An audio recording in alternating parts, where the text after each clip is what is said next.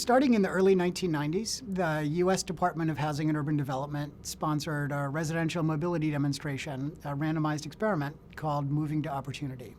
So MTO operated in 5 U.S. cities: Baltimore, Boston, Chicago, Los Angeles, and New York. Women with children living in very disadvantaged public housing neighborhoods were invited to participate in the program. Families voluntarily joined and signed up for MTO and then were randomly assigned into different mobility groups. One group was given no residential mobility assistance under MTO, and other families were randomly assigned to receive the opportunity to move to less economically disadvantaged neighborhoods using a housing voucher. 10 to 15 years after baseline, what we find is that something like 17% of the women in the control group are extremely obese, and about 20% of the women in the control group have diabetes. The chance to move from a high poverty to a low poverty neighborhood through moving to opportunity reduces the rate of extreme obesity and diabetes for women in the study sample by about 1/5.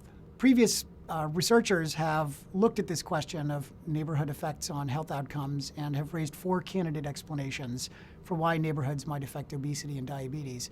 One is diet, that is, access to healthy foods might vary across neighborhoods. A second type of explanation is opportunities for physical activity might vary across neighborhoods. This could be opportunities for actual exercise, like differential access to parks and gyms. It could also be more mundane things, like just having sidewalks in the neighborhood or neighborhood safety. Some of these neighborhoods that families are living in are just not safe to walk around in.